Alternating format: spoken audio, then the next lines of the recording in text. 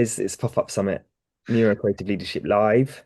Just waiting for it to come through so I can press go and not let the sound leakage come through.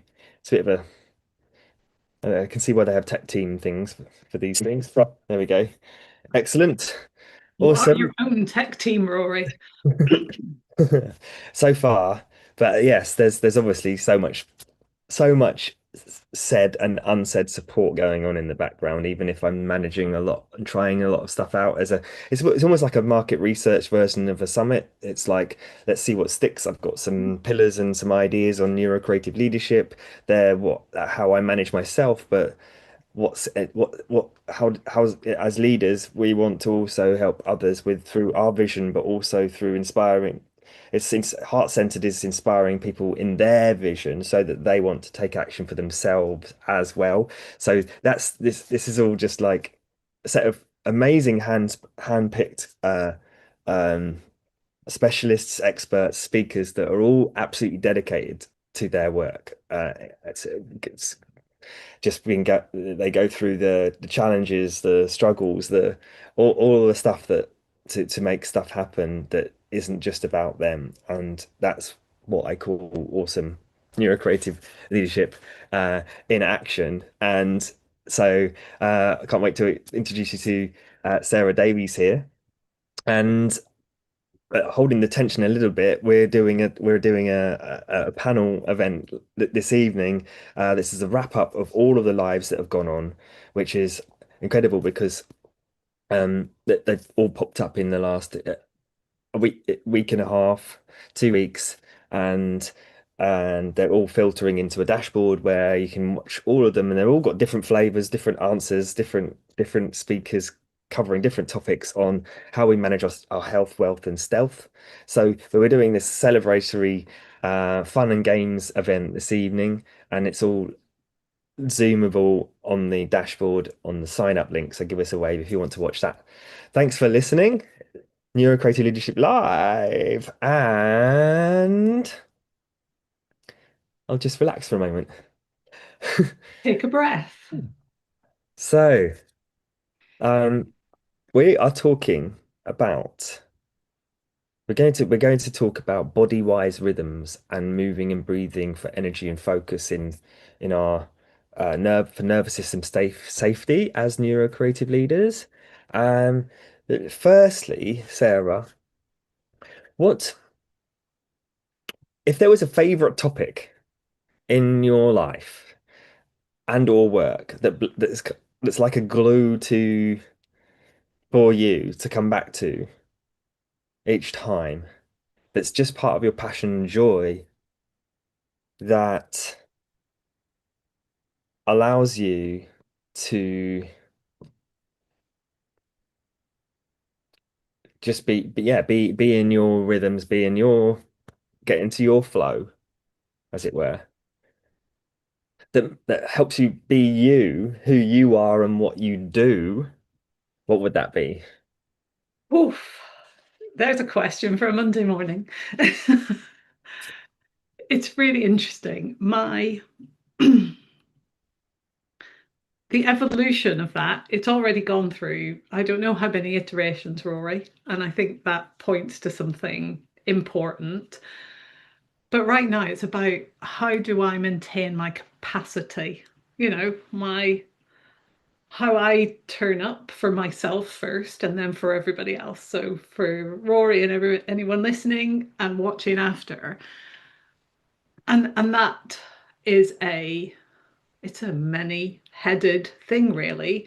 But the thing that has become really important to me, maybe in this past 6, 12 months, is, you talked about like the breath, the power of the breath that maybe for 50 something years it was all unconscious. It was, my body was doing a brilliant job of breathing for me.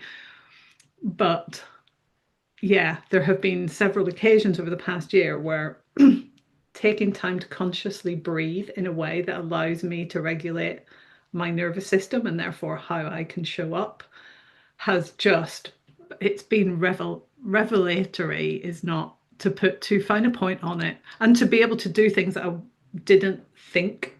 Maybe my conscious brain, my heart and my gut were saying, Sarah, you need to do this. You know you want to do this. But my brain was overriding me. And my breath, by doing some just conscious, not long, not extended practices, but was able to allow me to mediate that, to be able to move, which, yeah, was, yeah, game changing. Wow. Yeah, love that. I love that. And it's quite a similar journey, it sounds like, from what I discovered, because I couldn't sit still very well, as even though I wasn't this hyperactive person uh, physically at school or all the way through my life, apart from I had to just burn off energy all the time. So I was walking everywhere. And I look back and go, actually, hyperactivity. I was just doing what, doing my passion and purpose, and just walking, walking, walking, dancing, dancing, dancing. And I just have to keep going until I was exhausted enough to sleep. And so, that worked well, quite a lot of the time, But this idea of coming back to learning about breathing was so important for me, and different ways to do it. But I kind of obviously did it a bit of a probably the gung ho crazy way first, and did, like, breath holding first before, like, do the relaxing one, because my mind would just be like all the time. So it was actually the CO2 that I needed first, which would calm things down. But yeah, I really appreciate you sharing that, because one other thing that I get from that is, like, some days that just everything's going, and I don't, it's like, do I have a choice between a shower and breathing? And which one do I choose? And well, they both do very, very, very interesting things scientifically. And actually, I would probably swap and alternate, but I would definitely, to stay on target with my mental focus and my metabolic energy, uh, it's breathing all the way. Um, First, the shower might not calm me down enough. It will actually, like, make me more manic at points. Yeah. Oh, I love that. And I guess if maybe you could try some breath work in the shower, because personal, again, personal hygiene needs our attention from time to time, right? Um, but that you make a what I get from what you've just said there is that idea of a shower.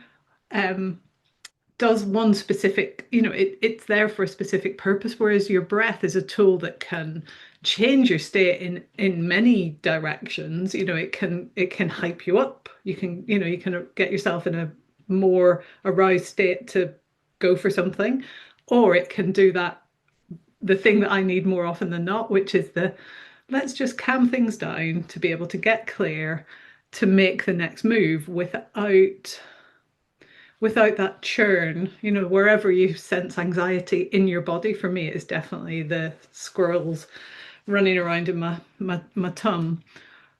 But yeah, the breath is so multifunctional in that regard. And yet, more often than not, we go through life not realizing that, or and just breathing up here all day. Mm, yeah, yeah, I hear you. That actually leads on to the next question nicely, because as you are aware of your own unique wiring, as you become aware of that currently in your life, Sarah, I like unique wiring rather than particular types of labels on neurodivergence, neurodiversity as such. You're welcome to share or not share about any of that, but the sense of who you know you are through how you've shaped yourself, and or you've been shaped by the experiences. Um, what's your favorite self-care technique that you go to, that helps you with the extra daily help? Yeah, great. Thank you, Rory, for that question, because it really, asking me that pulls myself right back into my kind of journey and this idea of I don't have a diagnosis, but I do know, having worked in a finance environment in my previous career, that I was always different. I don't think in straight lines. I am the constant balloon chaser. You know, I can, what people used to really value in that environment in my difference was you just see things differently, Sarah. You'll maybe recognize patterns where I don't, or yeah, you're coming at this from a completely different angle. So when I'm stuck, I'll come to you because I know you'll always have a different idea. Um, but in that career again, without having much space for self-reflection until there was a bit of a crisis, I realized that I need a bit of space to kind of gather my inner life to be able to make plans to move forward. Um, and I need to probably do less to do that. So, that idea of doing versus being, that I really struggled to understand what being was for many years because it was always a plan and an execution and a tick, tick, tick, because there was always something that needed doing.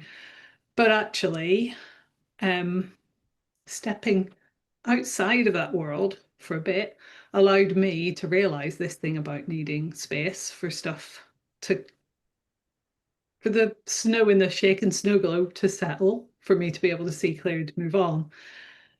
And how I have realized that happens best for me in terms of coming back to the self-care, it is getting outside, seeing seeing the sky, seeing the berries on the trees, paying attention to the physical stuff that I am a part of and is a part of me, but really taking the time to just get out and move. A bit to your point as well, that sitting still doesn't generally help me.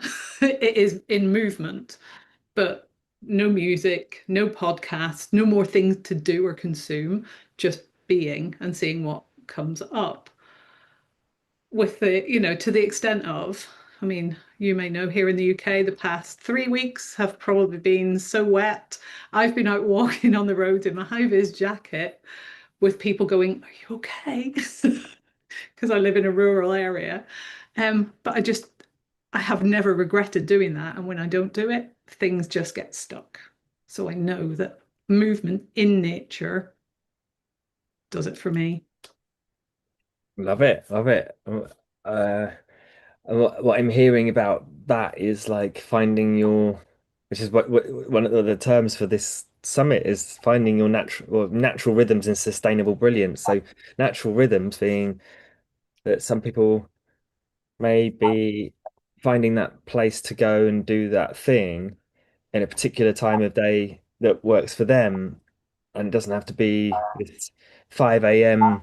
routine if that's not what they're built for, or ready for, or all these things where skill is learnt by being challenged enough, but not but not but not pushed enough, as it were. So like this sense of it's got to be drive enough, or a sense of yeah, and yeah, without going into too much of that details, it's that sense of when and the how, without the knowing how, but just there's a different type of it's a different type of how. It's a different type of how, which is like the principles rather than the mechanics in some ways. Um, yeah, Just as you were saying that about, and again, it speaks loudly to me, the 5 a.m. routine. I am the queen of every self-development book going, because in my previous life, I knew I wasn't thriving. I was surviving, I wasn't thriving. So I was always curious about the next thing that might help me break those cycles. And now with hindsight, what I recognize is that all of those books are written from a perspective of one individual, and they find the thing that worked for them, which can be helpful in trying to piece together things, but it isn't necessarily, when I was trying to implement the 5 a.m. club or the four, I was failing. I was giving myself another thing to fail at instead of finding and experimenting my way to what works for me. Love it. Yeah, I'm that is a passion of let's honor all the work those people have done, but let's find our own way. Love it. Love it. Love it. Love it. And I want to carry on speaking, but there's this I want to get to the next questions, but there's there's that idea of some things work well with support with someone that's done that when they're the type of person that need to know or not need to know. There's people that are doing it that it's either a challenge, they've either done it and you're ready to take that bigger challenge or work with someone that can sort of help to drip feed it further in some way, shape, or form, knowing that that's the specific thing already in as a map or a plan.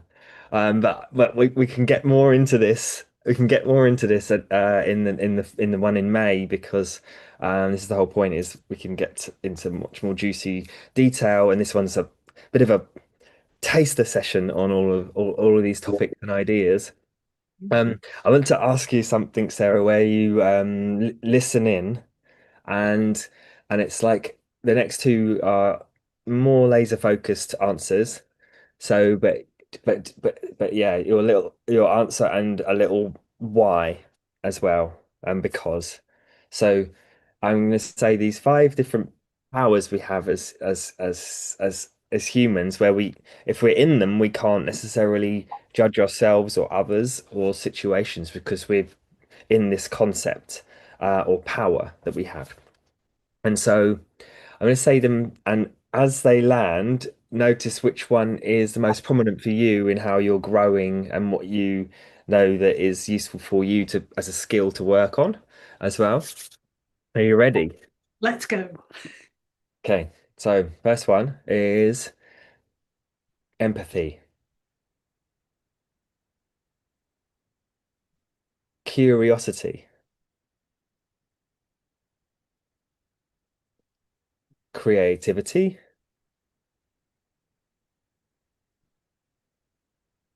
navigation, and activation. Which one of those? I know it's probably a tough choice. They blend into each other quite a bit, but if there was one that was landing for you most, that's going to be most useful for you. I think for me right now in my life is activation. Curiosity pinged me. Until activation came out, I was, curiosity had snagged me. But activation is what I need to own to in this current phase of where I am in life and work, for sure. Awesome. And what within the best smallest answer? Why? I'll try my best. Um, I think there is a time for every phase to play its dominance. And I think I can tend to get stuck in the loop of curiosity and, oh, I just need this one more thing. I just need this one more thing. When I don't need one more thing, what I need to do is activate myself and others. That is a fascinating, awesome answer because yeah, it's like the word too much of a good thing comes up when there's like when does something become a pattern that is not so stick or is a bit sticky? Is it can you get stuck in too much curiosity or not? That's a fascinating question in itself. Yeah. So yeah, the next one is this idea of creativity and leadership being these different kind of forces, and um, they're kind of opposites in some way, but also complementary with each other. And time being creative could be potentially more solitary or more internal or more uh, allowing play part of it rather than the creativity, which is like leadership, deciding and creating with decisions. So there's this creativity process, and then there's this leadership process of more collaboration or even again, it can still be directed inside. So leading from an assertive, I'm doing this and it's happening and I'm making it happen and staying on it until it's done. That kind of leadership and that kind of creativity. When you got those two pieces as concepts coming up for you, what do you notice about how you're showing up in the world as a creative leader? Oh, what a question. And it's really interesting because framing that creativity is something that is emerging for me because I look back on my 30 years finance leadership. I could do leadership. I could, I was good at leadership. Creativity, especially in a finance world, gets, maybe a little tarnished. So actually reframing that for myself was step one. But actually now how I've discovered, the balance between, so I've had to make much more conscious efforts to actually notice what allows my creativity and what sparks it. And that has been a bit of a journey, again, fighting the leadership doing to the creative being. So don't force things, Sarah. A little bit of a mantra is sometimes things take as long as they take. And I'm finding that especially in the creative side of my life. So don't force them because that changes what was going to emerge. So just give it time and space and self-compassion, big part of that process for me. And then the leadership is more about designing those conditions to allow the clarity to come. And yeah, the other thing that came to me there was like intentionally choosing direction before you speed up. Because again, a lot of my former was deadline driven. Therefore, oh, well, I've set myself a deadline. I should deliver this by then. Now I can choose differently. Um, so for me, yeah, that bit of, I spoke at the start about capacity, protecting my capacity to be creative and then shift into leadership in a little bit of this. Okay, that's enough curiosity, Sarah. Now we need to move to activate. There's a bit of a dance there, and you only learn by doing. I really, that's what I'm finding anyway. I know I feel when I've got it wrong, and I'm like, okay, well, what do I need to do next time to iterate better? Amazing, love it. You reminded me of that quote.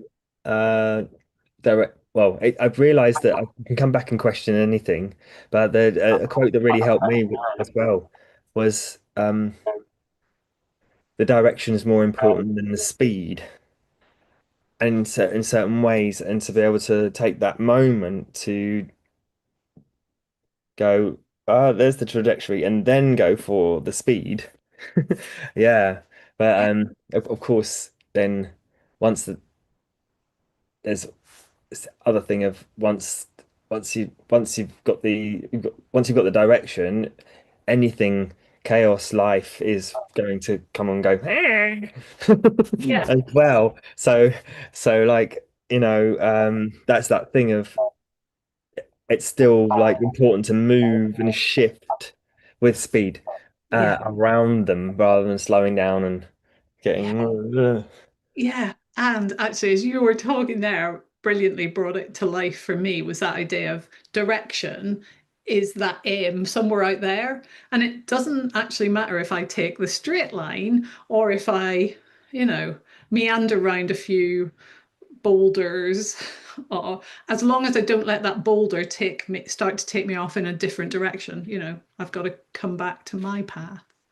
So love yeah, it, love it. that was Maybe it should be something like direction is extortionately proportionate to the amount of speed based on dot dot dot. Anyway, on life, you know, life. yeah. Yeah. Oh, so um, but Sarah, um, there's here's one for you. So as a sort of rounding up what we've looked at with body wise rhythms and or what you perceive as your unique value proposition, gift, strengths and skills that provide and create best results based on how you've reflected on how you are, who you are, how you are. What would you say that is at this time? Your gifts that create the best results, and your value proposition in at this current time. Was a difficult one. Difficult one to distill. Um, and I think that my learning, my learning journey and my learning journey will not stop until I stop. Um, but that kind of feeling that something's wrong, then seeing what might be in the sphere to support me through it, to be able to then reflect it, to then move forward. That kind of inward outward process that I've used myself to integrate, it's that integration of information, not just speed reading through the latest best, New York Times bestseller. So that informed by my lived experience and that experimentation of n equals one really helps me guide other people through whatever they're dealing with, whatever variety of stretch, of friction they're dealing with. I like to, that systems thinking as well, to be able to break things down.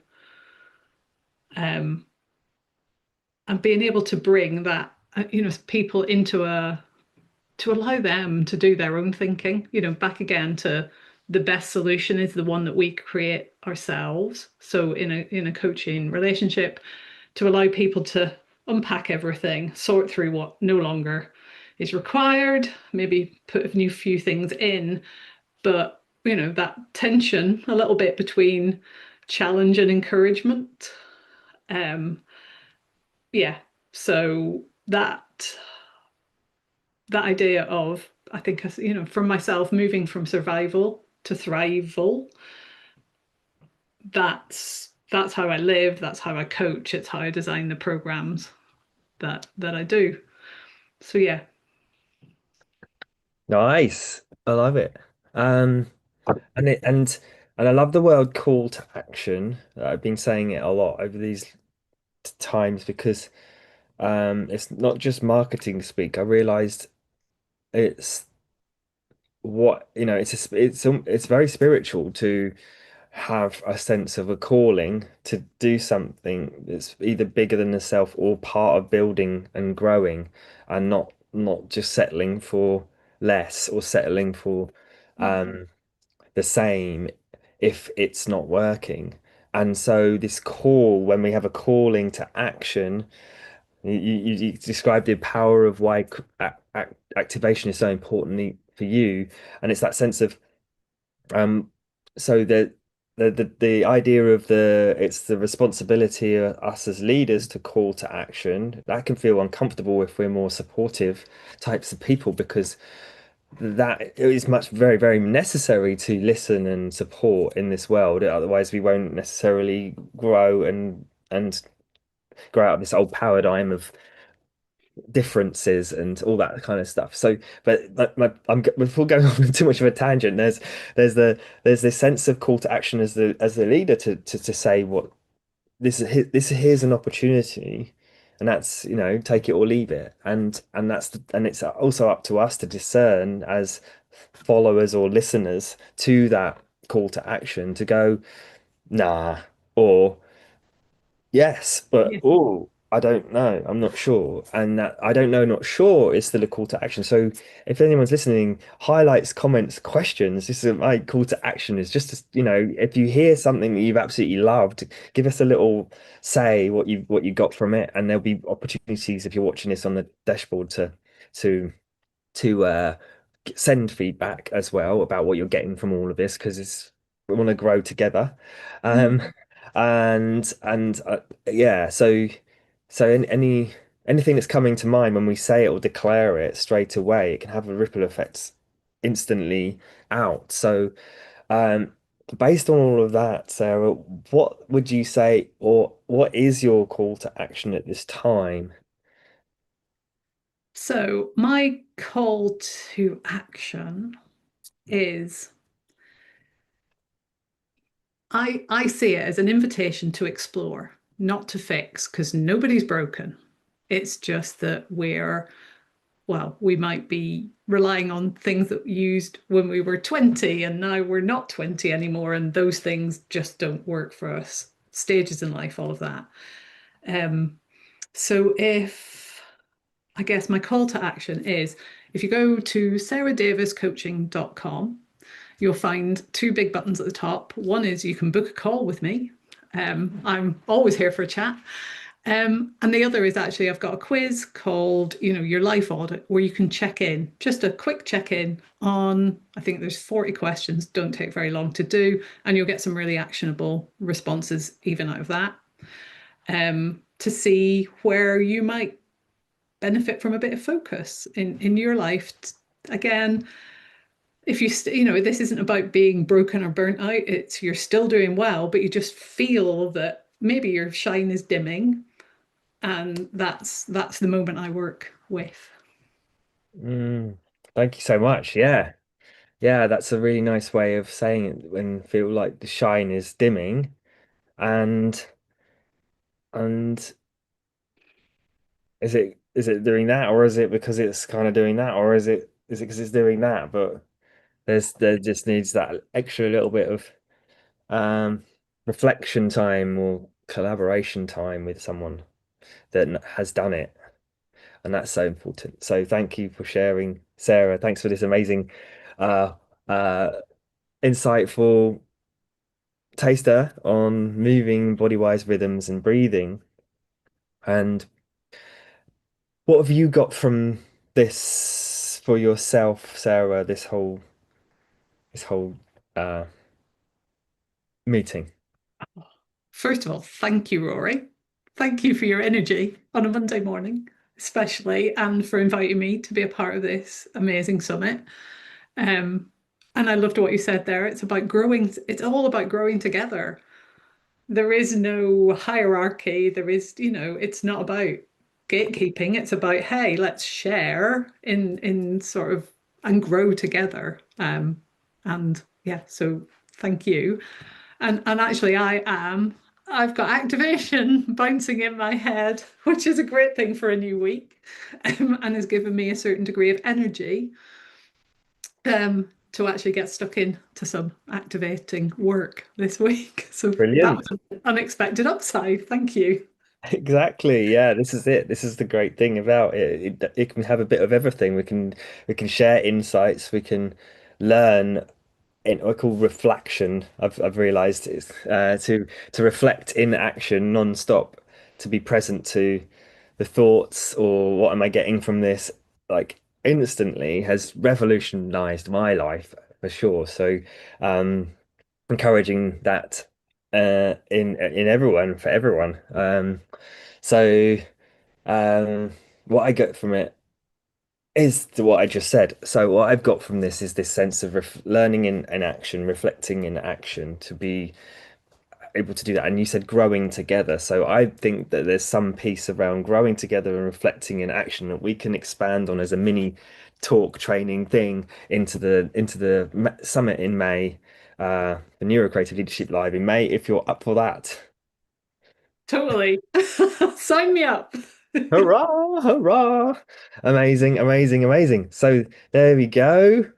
Thanks for watching. It's been a pleasure to be with you, Sarah, to talk about all these things and get excited about what's possible with mind-body approaches and energy regulation 101, which is the subtopic heading. In some of these talks have got brilliance without burnout. There's creative flow mastery, there's rhythmic leadership and energy 101. And so they're all kind of cross over again each other in a lot of ways, but check out the dashboard on the summit for all of the other talks. Come along tonight if you can, but that recording will be available again if you sign up for the summit to watch free access over the next 10 days, 14 days, depending on how many talks that ends up being. But it will be a cut-off point in the next 2 weeks to watch all of those wonderful talks for free. And it's been fascinating because they've all got different types of answers going on. Some are similar, some are different, some of it's just been really fascinating as a melting pot to ask these questions and see what comes up. So again, thank you, Sarah. Thanks for watching. Highlights, comments, questions, calls to actions. Make it happen. Let's it's definitely different energy for a Monday morning vibe for me. Uh uh but yeah, I relax. Thanks, Rory. Thank you, Rory.